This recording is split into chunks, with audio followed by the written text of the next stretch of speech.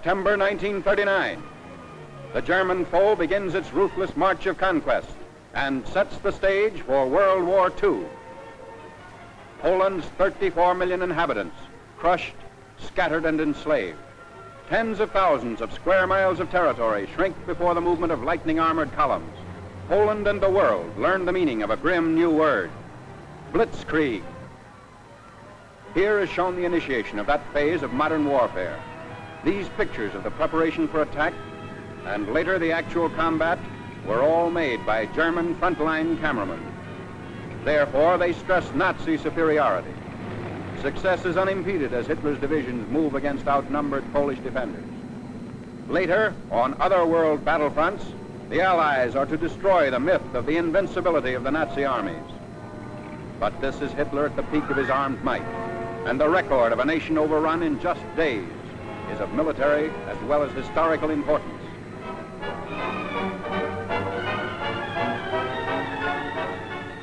The spark is set off in the free city of Danzig.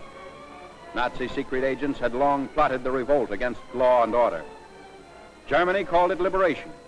The world knew that Danzig represented the ignition of the European powder keg, the excuse for Hitler's hordes to begin their destructive campaign of conquest. Here is the historic last stand of Danzig's loyal defenders. They're entrenched in the city's post office and under repeated fire of Nazi-trained militiamen.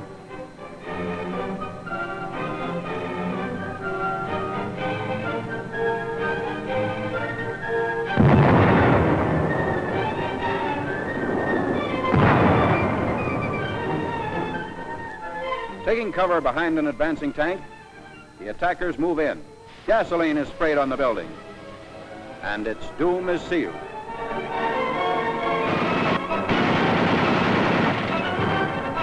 On September 1st, Danzig is incorporated into the Reich, and all Europe is aflame. World War II is a reality. Nazi regulars move up. The Germans brazenly call it counterattack with pursuit. The civilized world knows it as the unleashing of unheard-of military might. With little to stand in their way, the Nazi divisions roar across the Polish countryside and reveal for the first time the machines and weapons that are to terrorize a freedom-loving people. Military observers see the Nazi lightning warfare as setting the style for modern battle. Only a well-devised counter-blitz can stem the flanking and pincer movements of the wily Germans. The motorcycles bring up machine gunners for the opening of the attack.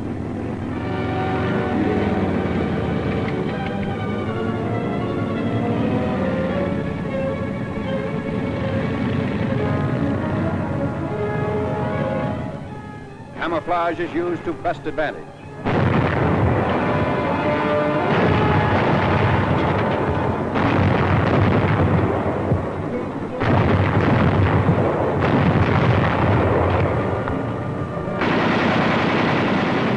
Tanks speed the advance as a Polish town is about to fall.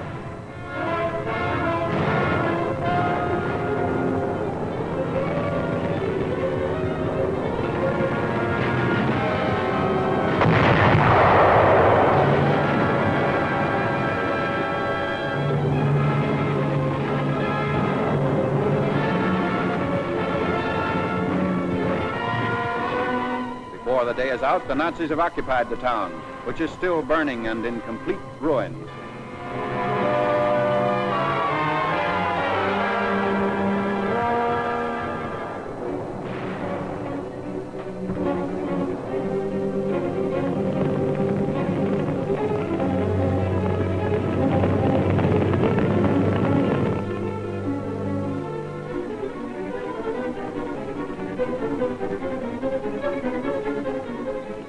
Wrecked equipment testifies to the Polish rout.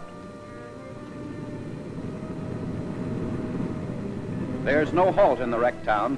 The military timetable calls for the rushing up of troops for more blitz attacks.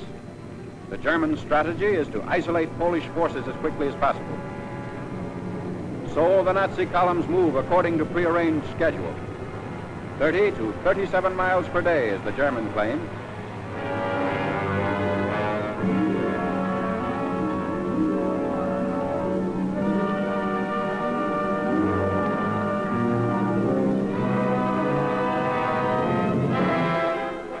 A strategic bridge across the Vistula River has been blown up by retreating Polish soldiers. But in their haste, they were unable to ensure its complete destruction. The enemy will be delayed, but temporary repair is not impossible for skilled mechanics to accomplish in fast time.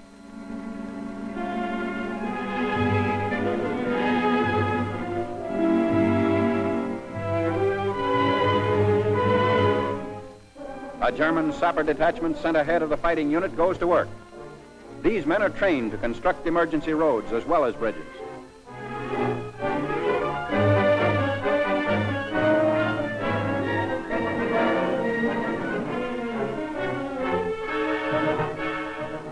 The hastily constructed span is quickly put to use by the advancing Nazis.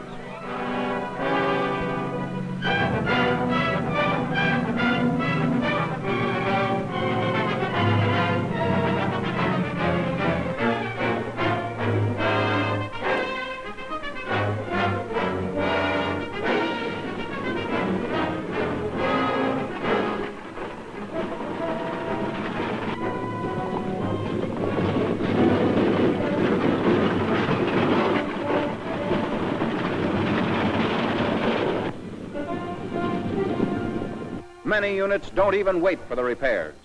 When bridges are scarce, shallow waters are forded.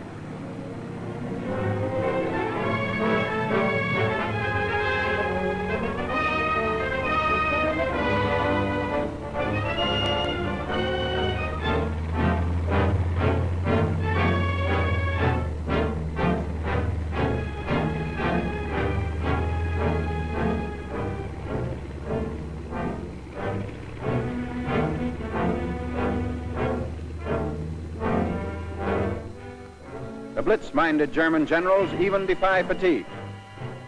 Long lines of tired troops are kept moving against the Poles. The operation is based on the principle that contact once made should never be lost. Naps are snatched on the move.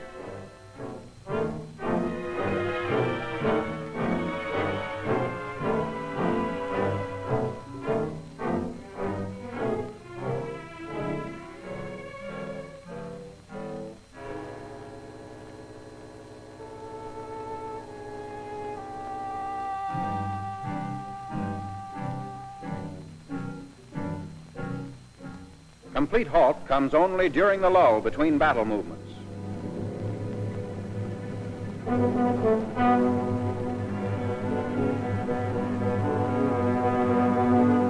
At all times, weapons are kept clean and ready for instant use. This enemy of ours has mastered every technique necessary to the maintenance of efficient fighting contingents.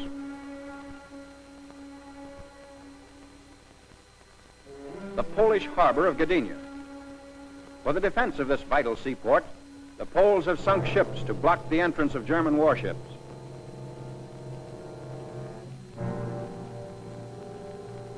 The Nazis direct their fire across the harbor. Military and naval forces are cooperating to bring about complete destruction of Polish defense installations.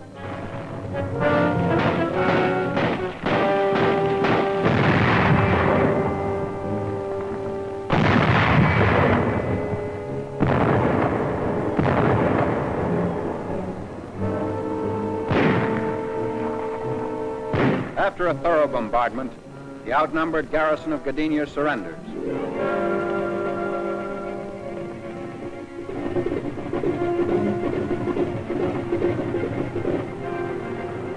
The Nazi air arm plays a major role in the wanton destruction of Polish territory. The method is now a familiar one.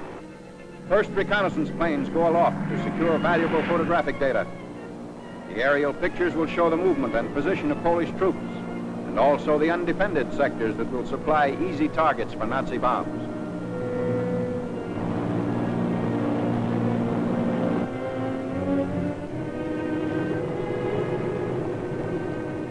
Immediately on landing, the valuable pictures are rushed to the field developing unit. The Germans have stated that information thus revealed has formed the base for much of their decisive military operations in Poland. This photograph reveals a truck convoy, closely bunched at a crossroad. If proper distance and interval had been kept between vehicles, they would not be the target shown here.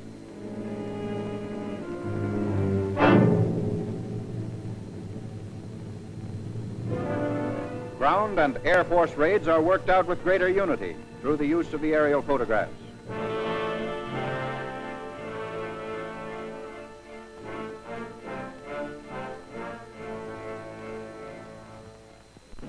Now the preparation for attack by German fighter planes and bombers. Cases of bombs are continually unpacked, ready to supply the big ships as they land and take off again.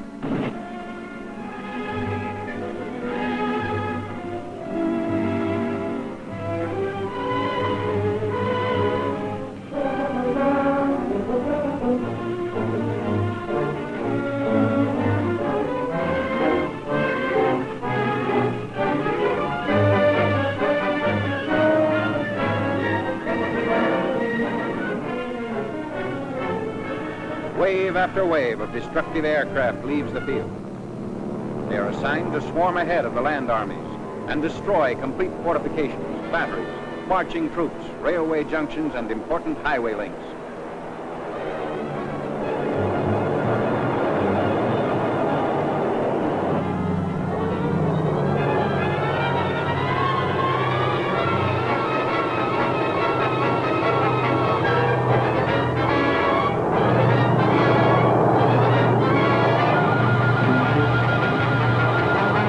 From the air, Germans are cutting off all avenues of escape for the Poles, who are now trapped in several pockets.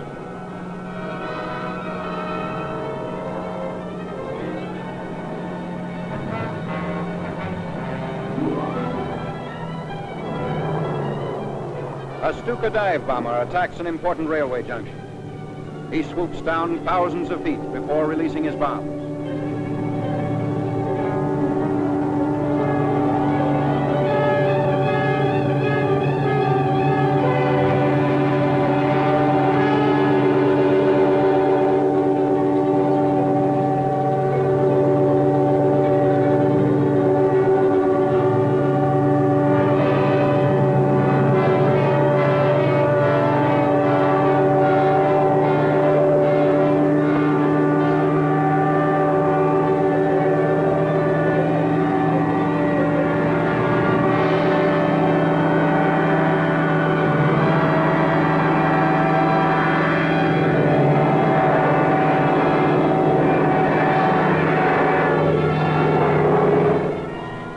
Raising speed is stopped as he straightens out, barely 600 feet above the target.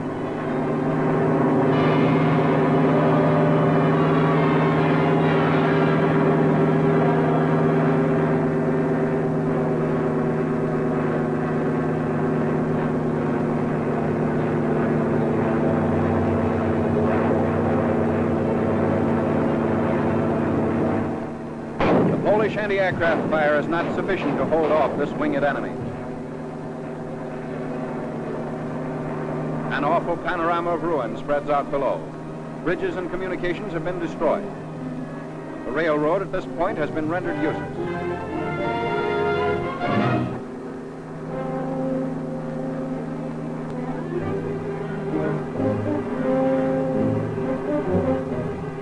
Nazi bombs also knock out the heavy armored cars which the Polish army had hoped would see effective action against the enemy.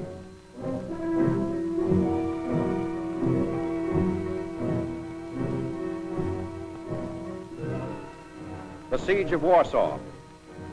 The big attack begins 31 miles outside the capital.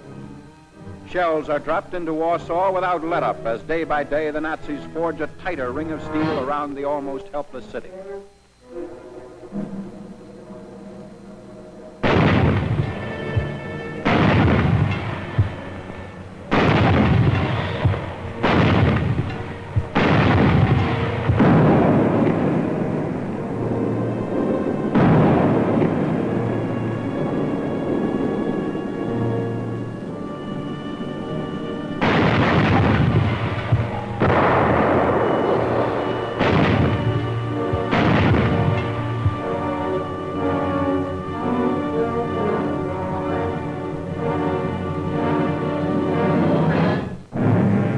Hundreds of fires in the city send up huge clouds of smoke.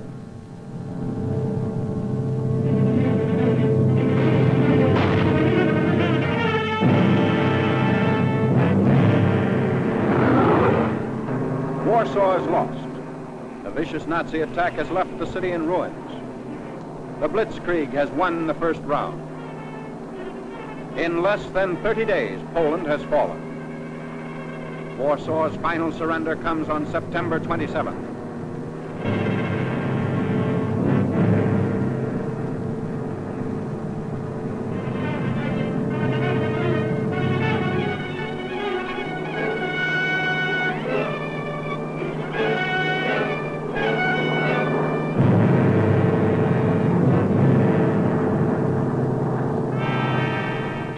Even as the last shot is fired, the first of the conquerors are already within the city's boundaries. Here again, the wreckage testifies to the fury of the Nazi assault.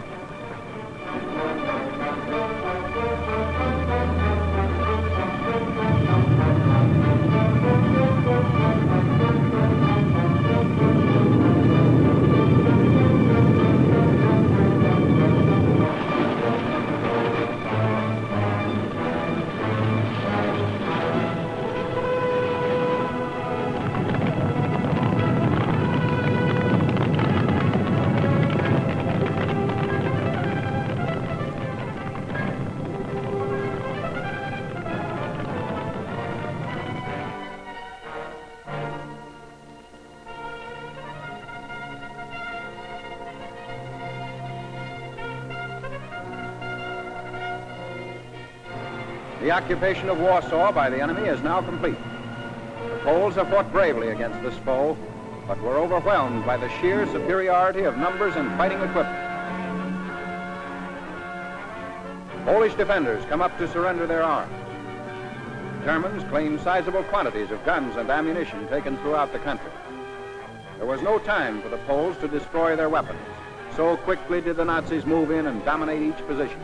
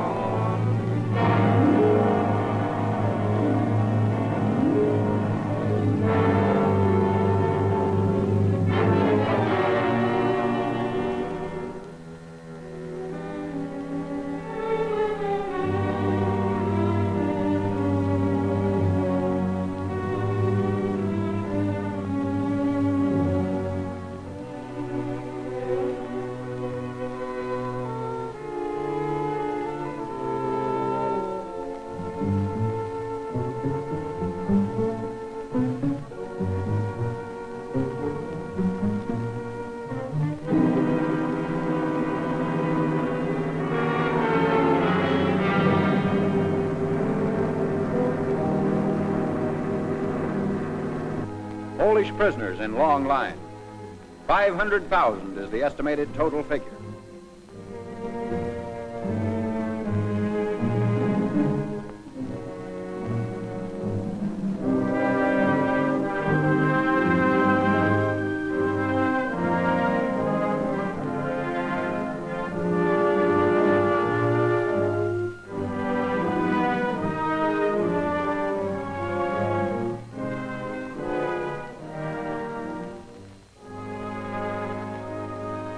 This was the challenge of conquest Hitler hurled at the universe.